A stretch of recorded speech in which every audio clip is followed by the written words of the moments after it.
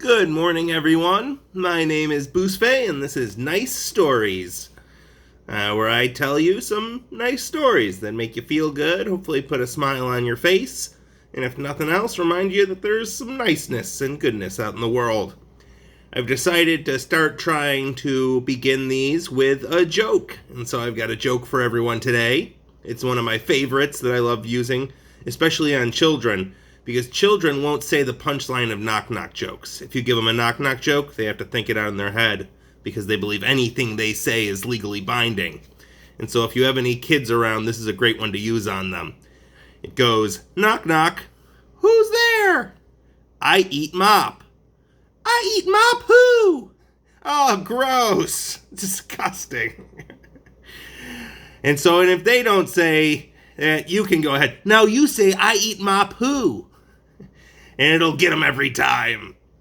All right, so today's theme, since we just had Thanksgiving, many of you will be aware of this because you're one of the groups that partake in it, but the day before Thanksgiving is one of the busiest pizza days of the year. And I used to work at a pizza place, and so today I'm going to tell some pizza stories, because I think they're fun. The first one I'm going to tell you is about a woman I used to work with who was about 140 pounds soaking wet.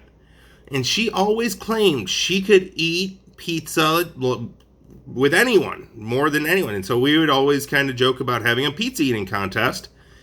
And it just so happened one night we both got off at 8. And the stars had aligned. And so we gathered our sides of ranch that we wanted. And we went up and ordered 2 large El Diablo Fuegos, and then another 2 to come out 10 minutes later, because we were both pretty confident we can eat at least one pizza. And so we're going through, and we're eating, and I get to the end of my first pizza, and I've got the sweats. I can feel it balling up in my stomach.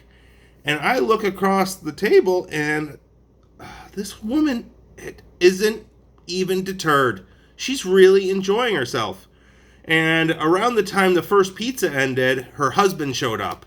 And her husband was about a 300-pound biker. Just a big guy. And he sits down and he looks at me and he goes, "Hey, kid, you made a mistake."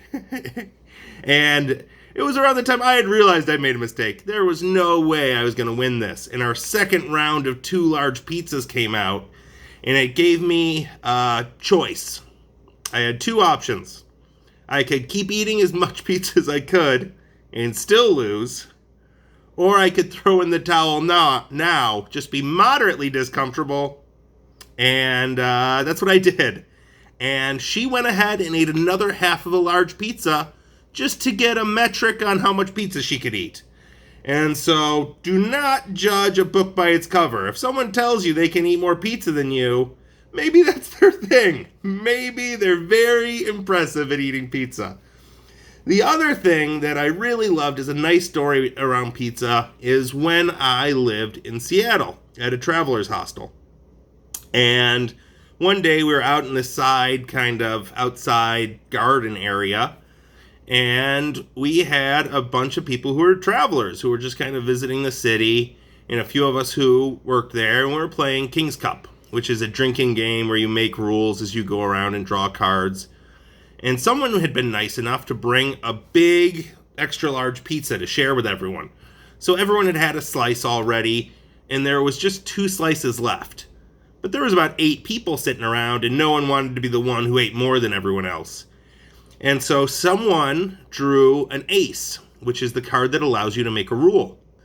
And the rule they made was at the start of your turn, you have to pick up the piece of pizza and feed a bite to the person to your left. And so it was a very good community building rule, because everyone was feeding everyone else until all the pizza was gone. And by the end, everyone was happy. It felt like you were more connected. You were more a group because we had fed each other. It was really nice.